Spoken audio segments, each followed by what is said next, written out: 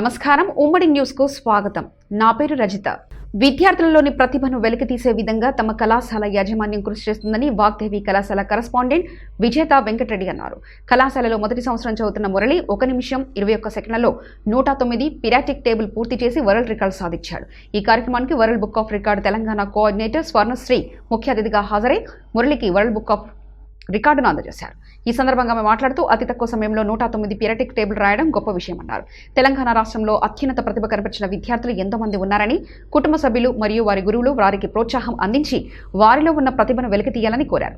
ఈ నేపథ్యంలో ఈ రోజు మహబూబ్నగర్ జిల్లా కేంద్రంలోని వాగ్దేవి జూనియర్ కళాశాలలో మొదటి సంవత్సరం చదువుతున్న విద్యార్థి మురళీకృష్ణ వరల్డ్ బుక్ ఆఫ్ రికార్డును సాధించడం మహబూబ్నగర్కు జిల్లాకు గర్వకారణమన్నారు. నా పేరు మురళీ కార్తిక్. నేను వాగ్దేవి ఇన్స్టిట్యూట్లో ఈ మధ్యలో జాయిన్ అయ్యాను. ఫస్ట్ ఇయర్ నేను ఐఐటి అకాడమీ తీసుకున్నాను. సంతోషిస్తున్నాను, ఎందుకంటే వాగ్దేవికి వచ్చినందుకే నాకంటూ ఒక రికార్డ్ క్రియేట్ చేసుకోవడానికి నాకు ఛాన్స్ దొరికింది. అలాగే నాలో ఇది గుర్తించినందుకు నేను కెమిస్ట్రీ లెక్చర్ వీరన్న సార్కి, అలాగే పావని మేడంకి, అలాగే మేనేజ్మెంట్ వాళ్ళకి చాలా రుణపడి ఉంటాను. ఇలాగే వాగ్దేవి ఇన్స్టిట్యూట్లో అందరు చదువుకొని, వాగ్దేవి అని కాదు ఎక్కడ చదువుకున్నా మంచి పేరు తెచ్చుకొని వాళ్ళ పేరెంట్స్ని ప్రౌడ్గా ఫీల్ అవ్వడానికి చేస్తారని కోరుకుంటున్నాను. అలాగే నేను మా పేరెంట్స్కి ఎప్పుడూ ఇబ్బంది పెట్టకుండా ఇలాంటి ప్రౌడ్ మూమెంట్స్ ఇంకా ఎన్నో చేయాలని కోరుకుంటున్నాను. ఒకవేళ నా వల్ల అయితే నా రికార్డ్ని నేనే బ్రేక్ చేయాలని మళ్ళీ ట్రై చేస్తాను. ఇంకొక 5 నుంచి 10 సెకండ్స్ లోపల నేను బ్రేక్ చేయాలని ట్రై చేస్తాను. Thank you. ఈరోజు మన తెలంగాణ రాష్ట్రంలో మహబూబ్నగర్ జిల్లా ఒక వాగ్దేవి జూనియర్ కళాశాల. నా పేరు Vijetha Venkatareddy, correspondent of Vagdevi junior college Mahabubnagar. ఈరోజు నిజంగా గర్వంగా ఉంది. ఒక ప్రపంచ రికార్డ్ సాధించిన విద్యాసంస్థ ఏదంటే వాగ్దేవి జూనియర్ కళాశాల. ఎందుకంటే గతంలో ఆవర్తన పట్టికలో ఉన్న మూలకాలను 1 నిమిషం 57 సెకండ్లో ఒక అమ్మాయి పూర్తి చేసి, తబాసం అనే అమ్మాయి పూర్తి చేసి రికార్డు సృష్టించింది, వరల్డ్ రికార్డు. దానిని మా వాగ్దేవి కళాశాల చెందిన ఒక విద్యార్థి మురళీ కార్తిక్ రెడ్డి అనే విద్యార్థి 1 నిమిషం 21 సెకండ్లోనే పూర్తి చేసి ఆ రికార్డును అధిగమించాడు. ఈరోజు అటువంటి రికార్డును, అంటే ప్రపంచ రికార్డును నా వాగ్దేవి జూనియర్ కళాశాలకు సొంతం చేసిన నిజంగా విద్యార్థిని నేను నిజంగా అభినందిస్తున్నా. దీనికి నేను గర్వపడుతున్నాను దీనికి.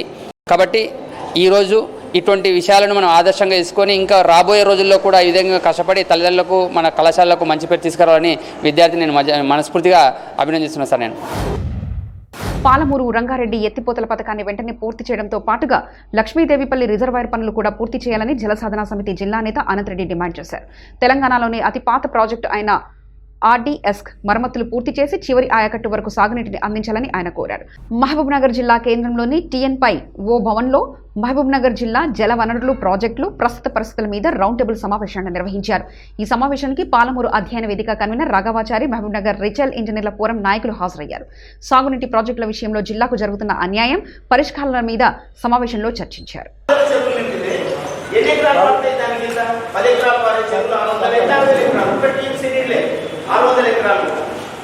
మన జిల్లాలో వేల చెరువులు ఉన్నాయి, కానీ అన్ని చిన్నవి. పెద్ద పెద్ద చెరువులు కొన్ని ఉన్నాయి, అవి సరిపోవు. మన నీళ్ళన్నీ కృష్ణలో పోతాయి. లేదు, కృష్ణ నుంచి పైనుంచి వచ్చిన నీళ్ళల్లో మనకు హక్కు ఉంది, 100% హక్కు ఉంది. మనకి ఫస్ట్ రైట్ ఉన్నది మనకే, రంగారెడ్డి జిల్లాకు, మహబూబ్నగర్ జిల్లాకే. ఇక కిందికి ఉన్నంత సెకండ్ రైట్లోకి వస్తారు వాళ్ళు ఎవరున్నా సరే. అటు రాయలసీమ అయితే ఈక్వల్గా మన పక్కనే ఉన్న కర్నూలు కొత్త హక్కులకు రావచ్చు, కానీ రాయలసీమ కాంట్రిబ్యూషన్ తక్కువ ఇప్పుడు మహబూబ్నగర్తో పోలిస్తే.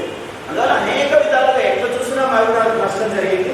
ఈ నష్టం మహబూబ్నగర్లో కూడా నాగర్కర్నూలు పార్లమెంటుతో వచ్చినప్పుడు మహబూబ్నగర్ పార్లమెంటుకు నష్టం జరిగింది. అందువల్ల నష్టం జరిగిందనేది, అన్యాయం జరిగిందనేది గుర్తించే వాళ్ళందరూ కూడా మాకెందుకు నిండు లేవనే ఒక ప్రశ్నగా ఇక్కడ అడిగితే మన స్పందన తెలుసు. రిటైర్డ్ ప్రిన్సిపల్ పాలమూరు అధ్యయన వేదికకు కన్వీనర్గా పనిచేస్తున్నాం.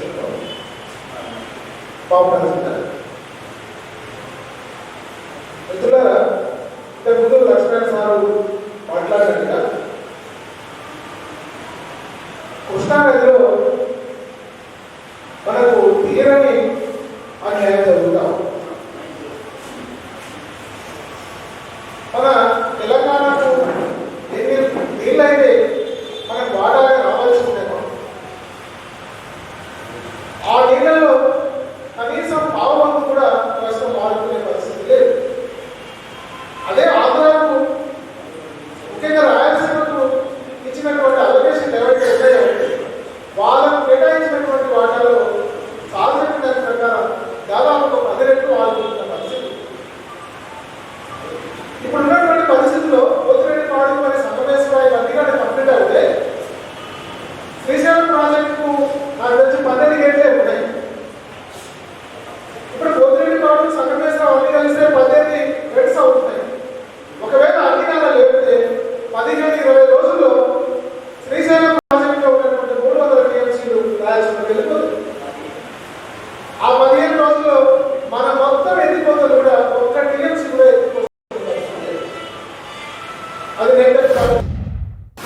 మహబూబ్నగర్ నిరుద్యోగులు ఉద్యోగుల పట్ల రాష్ట్ర ప్రభుత్వం నిర్లక్ష్యంగా వ్యవహరిస్తుందని టీపీసీసీ అధికార ప్రతినిధి హర్షవర్ధన్ రెడ్డి ఆరోపించారు.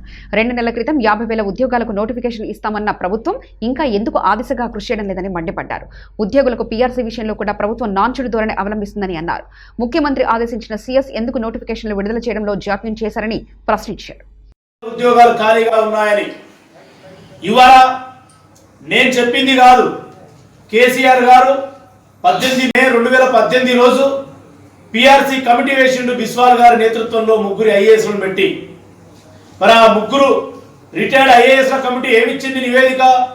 31 డిసెంబర్ 2020 రోజు నివేదిక ఇస్తూ ఈ రాష్ట్రంలో నెల లోపల వేకెన్సీస్ వివరాలు నువ్వు సేకరించలేదా, నీ చెప్పిన మాట నీ సెక్రటరీ వినడం లేదా అని నేను ముఖ్యమంత్రి గారిని అడుగుతా ఉన్నాను. లేదా మీ మాట మీద సెక్రటరీ గారు మీకు ఖాళీల వివరాలు ఇస్తే మీరు వేయకుండా కేవలం నిరుద్యోగులను మభ్యపెట్టడానికే ప్రకటనలు ఇచ్చారా? ఒక్కసారి నిరుద్యోగ సమాజానికి కేసీఆర్ గారు జవాబు చెప్పుకోవాలి. ఇవాళ వరకు నెట్టుకుంటూ వచ్చినావు, నిన్నటి నుండి ఎన్నికల కోడ్ వచ్చింది. అంటే మార్చి 17 వరకు ఎమ్మెల్సీ ఎన్నికల కోడ్, తర్వాత నాగార్జున సాగర్ ఉప ఎన్నికల కోడ్, తర్వాత మళ్ళీ municipal Warangal corporation, Khammam corporation లాంటివి ఎన్నికల కోడ్. అంటే 6 నెలల వరకు ఎన్నికల కోడ్ మీద గడిపి 6 నెలల తర్వాత మళ్ళీ నువ్వు ఉద్యోగాలు ఏమి వేయకుండా పండగ కంటే ముందు ఇస్తానని మీ కొడుకు హంగామా చేసి త్వరలో అని చెప్పేసి దాన్ని మళ్ళీ మూసేసినావు. ఎన్ని రోజులు దోబూచులు ఆడతావు కేసీఆర్ అని చెప్పేసి నేను ప్రశ్నిస్తా ఉన్నా. ఇలా ఉపాధ్యాయులకు, ఉద్యోగులకు, పెన్షనర్లకు డిసెంబర్ 31కి పిఆర్సీ కమిటీ రిపోర్ట్ ఇస్తే గతంలో అదే రోజు పిఆర్సీ ఫిట్మెంట్ ప్రకటన ఉంటుండే. మరి ఇవాళకి దాదాపు 45 రోజులు అంటే సాగర్ ఎన్నికల కోడ్, మున్సిపల్ ఎన్నికల కోడ్, అంటే ఉద్యోగ ఉపాధ్యాయులకు 6 నెలల వరకు పిఆర్సీ కూడా ఇవ్వవా అని నేను ప్రశ్నిస్తా ఉన్నా. ఎన్ని రోజులు మోసం చేస్తావు, ఎన్ని రోజులు ఇట్లా పబ్బం గడుపుతావు అని చెప్పేసి నేను కేసీఆర్ గారిని సూటిగా ప్రశ్నిస్తున్నా. తెలంగాణ రాష్ట్రంలో ఉన్నటువంటి ఉద్యోగ ఉపాధ్యాయ పెన్షనర్లతో పాటు నిరుద్యోగులు కూడా మేల్కొనాలి. ఇక కేసీఆర్ గారికి చరమగీతం కేంద్ర ప్రభుత్వ ఉద్యోగులకు 3 డిఏలు ఇవ్వడం లేదు. అదేవిధంగా కేంద్ర ప్రభుత్వ సంస్థలైనటువంటి దాదాపు 18 శాఖలలో ఇలా రిక్రూట్మెంట్ నిలిచిపోయింది. ఒకవైపు సంవత్సరానికి 1 కోటి ఉద్యోగాలు ఇస్తానటువంటి మోడీ గారు మొన్న సెప్టెంబర్ 4, 2020 రోజు భారతదేశంలోని కేంద్ర ప్రభుత్వ శాఖలలో ఎటువంటి ఉద్యోగాలు కూడా సిఎఫ్ఎంఈ ద్వారా ఒక సర్క్యులర్ను జారీ చేయడం జరిగింది. సోమనాథన్ అని ఒక ఐఏఎస్ పేరు మీద. అంటే భారతదేశంలో మళ్ళీ మోడీ గారు చెప్పే వరకు ఉద్యోగాల భర్తీ ఉన్నదట. అంటే ఒకవైపు మోడీ గారు, మరోవైపు అంటే సంవత్సరానికి 1 కోటి ఉద్యోగాలు ఇస్తారన్న మోడీ గారు ఒకవైపు, ఇంటికో ఉద్యోగం ఇస్తారన్న కేసీఆర్ ఒకవైపు, ఈ రోజు నిరుద్యోగ యువకులను బూత్పూర్ మండలం సేరిపల్లి గ్రామంలో దగ్గరలో గల అసైన్డ్ మైవిర్ ఫ్యాక్టరీలో గత 12 సంవత్సరాల నుండి 100 మంది కార్మికులు, 150 మంది కాంట్రాక్టు కార్మికులు పనిచేస్తున్నారు. గత 2 సంవత్సరాల నుండి ఫ్యాక్టరీ యాజమాన్యం కార్మికులకు జీతాలు పెంపుదల మరియు 3 నెలల నుండి కార్మికులకు జీతాలు ఇవ్వకుండా తీవ్ర ఇబ్బందికి గురి చేస్తున్నారు. దీనిపై గత 2 రోజుల నుండి కార్మికులు నిరసన వ్యక్తం చేస్తున్నా యాజమాన్యం స్పందించలేదు. దీనివల్ల కార్మికులు తీవ్రమైన ఇబ్బందులకు గురవుతున్నారు. ఈ విషయం మీద స్థానిక అధికారులు, ప్రజాప్రతినిధులు స్పందించి కార్మికుల సమస్యలపై పరిష్కారానికి కృషి చేస్తామని ఆశిస్తున్నాం. ఈ సమస్య పరిష్కారం కానిచో మేము DCL, collector, RDO, MRO office మరియు స్థానిక ఎమ్మెల్యే ఆల వెంకటేశ్వరరెడ్డి మరియు మంత్రి శ్రీనివాస్ గౌడ్ గారికి మరియు ఇతర అధికారులకు మెమరాండం ఇవ్వడానికి నిర్ణయించుకున్నాం. ఈ కార్యక్రమంలో ఫ్యాక్టరీ ఉద్యోగులు, ఇతరులు పాల్గొన్నారు. బూత్పూర్ మండలం సేర్పల్లి గ్రామంలో గల ఆస్టర్ కంపెనీ మైవీర్ అనే పరిశ్రమలో గత 12 సంవత్సరాల నుంచి దాదాపుగా 100 మంది పర్మనెంట్ ఎంప్లాయీస్, 150 మందికి కాంట్రాక్ట్ ఎంప్లాయీస్ పనిచేస్తున్నారు. గత 2 సంవత్సరాల నుంచి ఫ్యాక్టరీ యాజమాన్యం కార్మికులకు జీతాలు పెంపుదల మరియు 3 నెలల నుంచి జీతాలు ఇవ్వకుండా కార్మికులను తీవ్ర ఇబ్బందులకు గురి చేస్తున్నారు. 2 రోజుల నుండి కార్మికులు నిరసన వ్యక్తం చేస్తున్న యాజమాన్యం స్పందించడం లేదు. దీనివలన కార్మికులు తీవ్ర ఇబ్బందులు ఎదుర్కోవాల్సి వస్తుంది. మేము ఈ కంపెనీలో పనిచేస్తున్న కార్మికులందరూ ఎలాంటి సమస్య పైన మేనేజ్మెంటును అడిగినటువంటి సమస్యలపైన కానీ ఏ విషయాలపైన కానీ ఎలాంటి స్పందన లేదు. కాబట్టి ఇలాంటి సమస్యల పరిష్కారానికి స్థానిక అధికారులు ఎమ్మెల్యేలు కానీ ఎంపీలు కానీ డీసీఎల్ కానీ ఇతర ఆర్డీఓ కానీ ఇతర అధికారుల దృష్టికి తీసుకెళ్లడం జరుగుతుంది. కాబట్టి ఈ సమస్యలపైన అధికారులందరూ సహకరించి కార్మికులకు న్యాయం చేసి అందరినీ జీవితాలలో వెలుగులు నింపాలని కోరుకుంటున్నాము. మరియు ఇలాంటి సమస్యలపైన ఎలాంటి అధికారులు స్పందించలేకపోయినా మేమందరం కూడా ఆఫీసుల దగ్గరికి నిరసనగా వెళ్ళి ఆ సమస్యల పరిష్కారానికై పోరాటం చేయడానికి సిద్ధంగా ఉన్నామని ఈ సందర్భంగా తెలియజేస్తున్నాము. కార్మికుల ఐక్యత కావాలి కావాలి జీతాలు కావాలి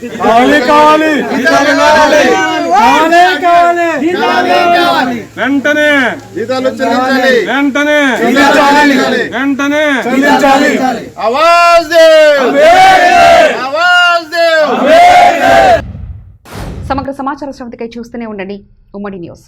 ఇవి ఇప్పటివరకు ఉన్న అప్డేట్స్. మరో బులెటిన్లో మళ్ళీ కలుసుకుందాం. నమస్కారం.